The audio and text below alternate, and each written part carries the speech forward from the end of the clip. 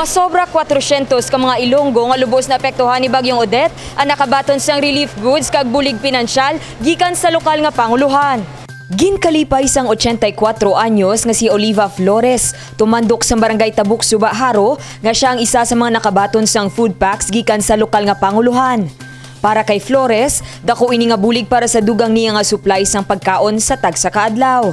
Samtang, pagagamito naman sini ang mga ginhatag nga mga materyales kaangay sang kawayan, lansang kag alambre, kag mga kagamitan sa sulod sang balay kaangay na lang sang habol, moskotiro, banig kag kaldero. Lakip sa relief goods nga nabaton sang masobra 400 ka mga benepisyaryo, amo ang bugas, noodles kag canned goods, hygiene kits nga may unod nga toothpaste, toothbrush, shampoo, sanitary pads kag habon.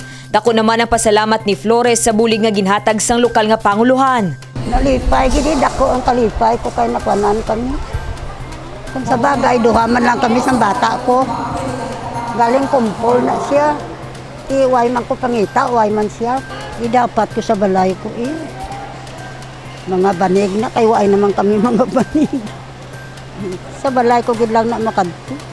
Ginpasalamatan man sang 58 anyos nga si Marites Mahinay sang barangay Mansaya, Lapuz ang mga relief goods nga nabaton sini. Kaya dako ginangakon nga pasalamat tungod kay natagaan kami sang assistance sang aton gobyerno nga dako man nga bulig sa amon nga nasalanta sang Bagyo Odette.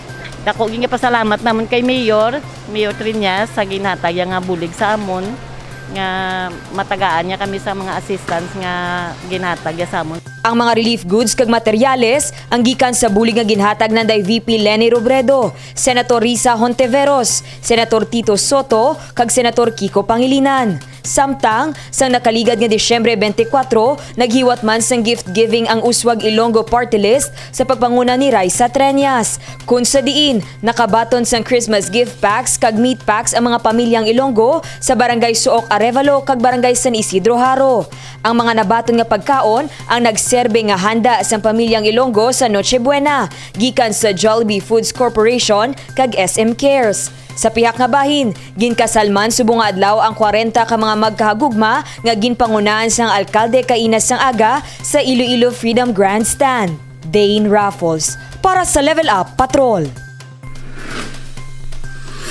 Mayor Jerry Treñas ginkalipay nga makabaton sing Seal of Good Financial Housekeeping gikan sa DILG.